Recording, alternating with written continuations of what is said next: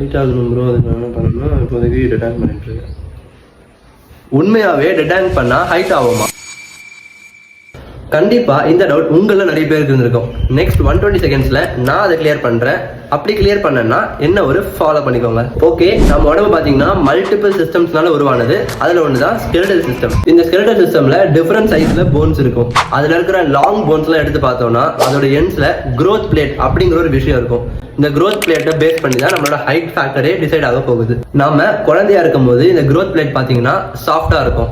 நாம 8 ஹவர் தூங்குவோம், 3 வேளை கரெக்டா சாப்பிடுவோம்.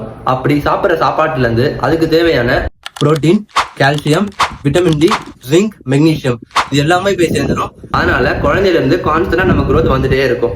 எப்போ நம்ம ஏஜ் அட்டன் பண்றோமோ, அதாவது பியூபர்ட்டி ஸ்டேஜ் ரீச் ஆகும்போது நம்ம உடம்புல செக்ஸ் ஹார்மோன்ஸ் ரிலீஸ் ஆக ஸ்டார்ட் ஆகும்.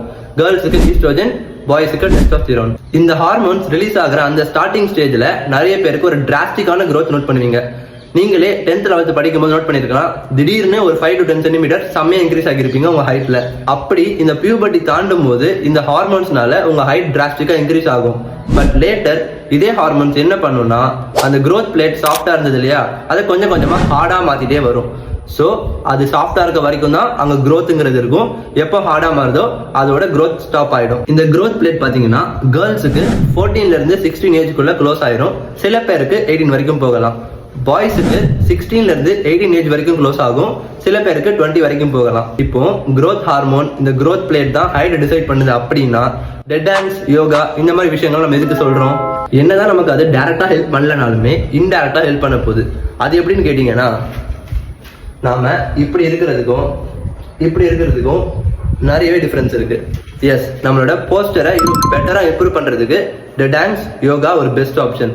அதனால நம்மளோட நேச்சுரல் ஹைட்ல தெரியும் எவ்ரிதிங் இஸ் ஃபைன். இங்க ஜெனடிக்ஸ்க்கு என்ன வேலை?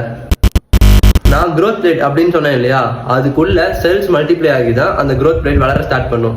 ஸோ அந்த செல்ஸ் மல்டிப்ளை ஆகிற ஸ்பீட், அது எவ்வளவு நாள் மல்டிப்ளை ஆகணும், எந்த ஏஜ் வரைக்கும் ஆகணும், இப்படின்னு சொல்லி பல ஃபேக்டர்ஸ் நம்ம அப்பா அம்மா கிட்ட இருந்து வருதுதான். ஸோ 90% ஜெனடிக்ஸ் தான் ரீசன். நீங்க ப்ராப்பர் டயட், ப்ராப்பர் ஸ்லீப், கரெக்டா உங்க வேலையை நீங்க பார்த்தா உங்களுக்கு எந்த ஏஜ் வரைக்கும் வளரணுமோ அது வரைக்கும் நீங்க வளருவீங்க. அதுக்கப்புறமா growth plate க்ளோஸ் ஆயிடுச்சுன்னா ஸ்டாப் ஆயிரும். ஸோ இந்த மாதிரி வேற எந்த விஷயமே ஹெல்ப் பண்ண போறது கிடையாது. அதை மைண்ட்ல ஏத்திக்கோங்க. ஹைட்டை பத்தின ஒரு கிளியர் அண்டர்ஸ்டாண்டிங் வந்திருக்கும்னு நம்புறேன். நெக்ஸ்ட் என்ன டாபிக்ல நான் பேசணும் அப்படிங்கறத நீங்க கமெண்ட்ல சொல்லுங்க.